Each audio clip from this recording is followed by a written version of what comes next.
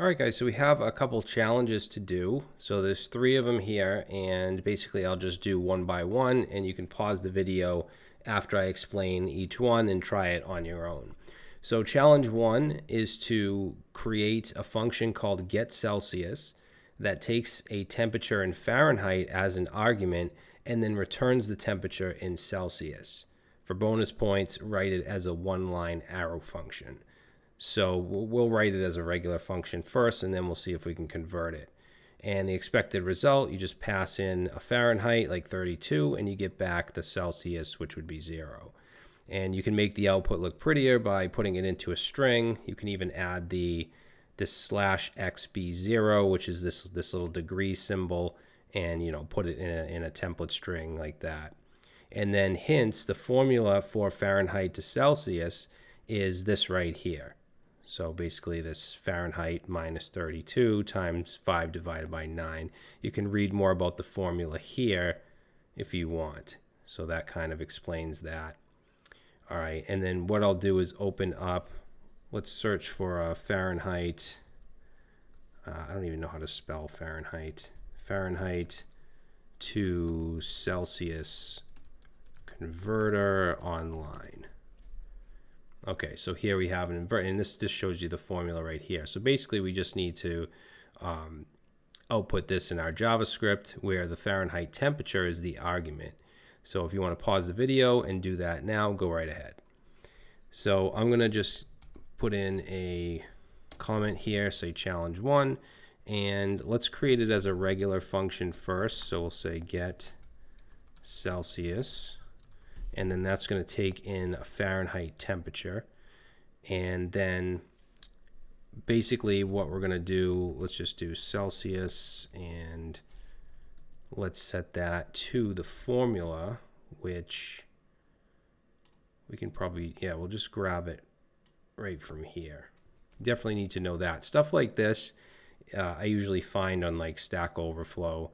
Or using the GitHub Copilot extension is really helpful because it'll get you stuff like that. So I'm just going to paste that in, and then what we can do is replace that capital F with our lowercase f, because that's the argument that's being passed in, right? And then let's return Celsius, right?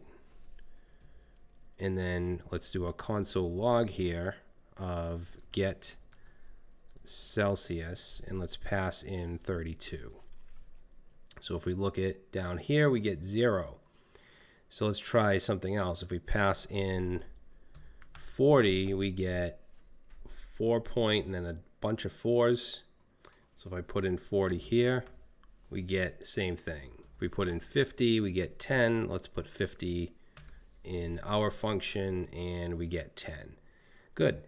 Now we can turn this into a one-line arrow function. If you want to pause the video and do that, you can go ahead.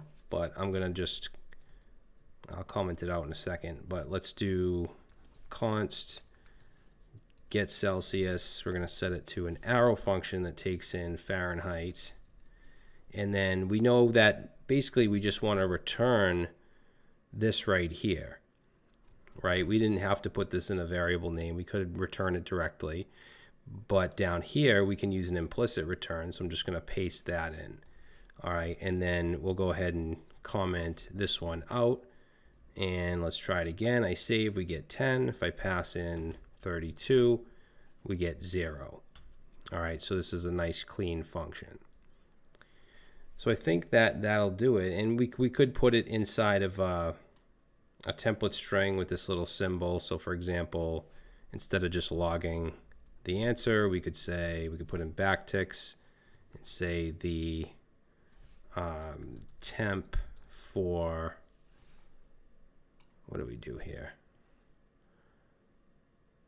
Yeah, we'll just say the temp is, and then put in our get Celsius with 32, and then outside of that, the curly braces, I can paste that in, and then we'll put in uppercase C. Actually, let's not have a space there.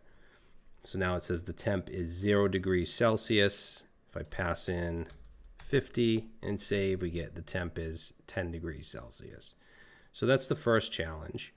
So the next one, I don't even really remember what these are. I did these quite a while ago.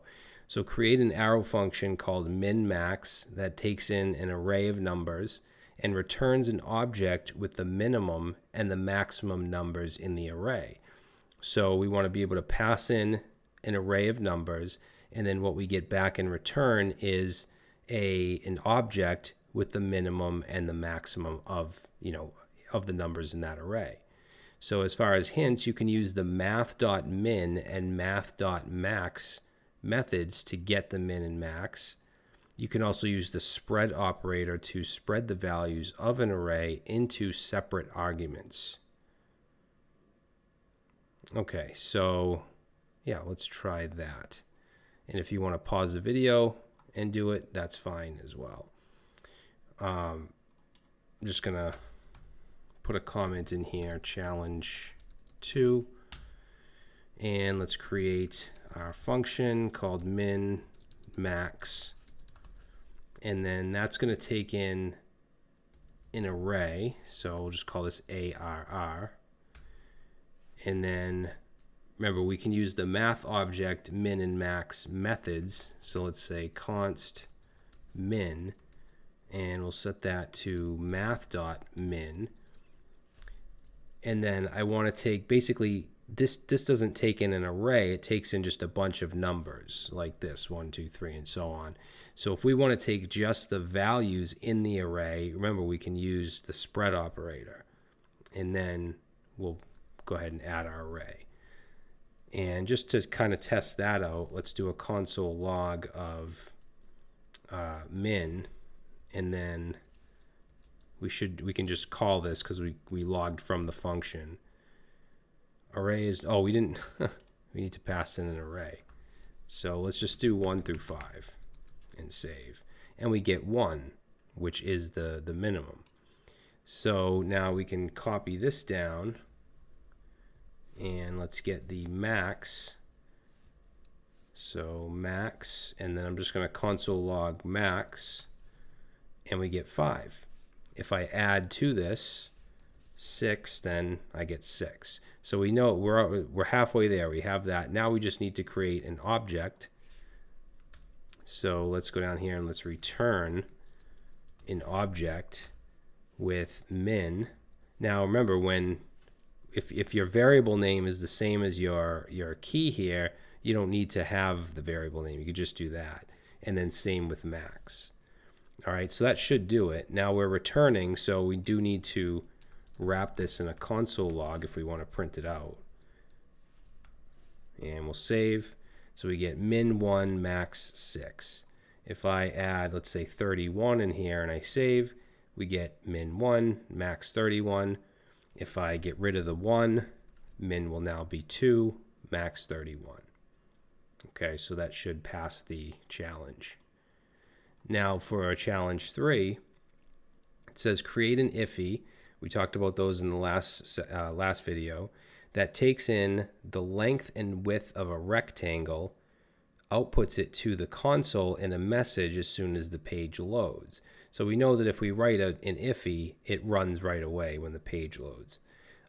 So on page load, we should see this message. An area of a rectangle with a length of 10 and a width of 5 is 50.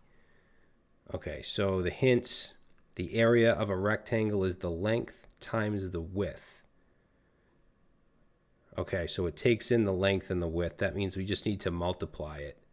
And this should get passed into the IIFE as arguments. You do not have to return anything from this function, just log to the console. So that's actually pretty easy. So it really just tests your skills to create an IIFE. So let's come down here, and you can pause the video right now if you want to. So let's say challenge 3, and we're going to create an IIFE. So remember, we have a set of parentheses, and in that is where we create our function. Now, I don't think I showed you in the last video that we can actually use an arrow function here. Like I could do just a regular function like this, but you can also just do this. So that's what I'm going to do. And it said to take in a length length and width. And then inside the function body, let's get the area. So we'll say const area, and then we can get that with length multiplied by the width. And then let's just do a variable for the output we want to log. So that'll be a template literal, and we're going to say the area. Let me just check this out again. I'm actually going to just copy this. So if we paste that in, and we just need to replace these values, so we know we have the length and the width passed in, so we can replace this 10 right here with the length. We can replace this 5 with the width, and we can replace 50 with the area.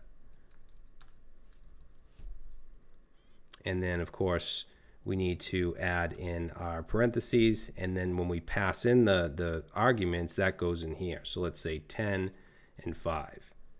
And of course, we need to output this. So let's just do a console log, and we're going to output.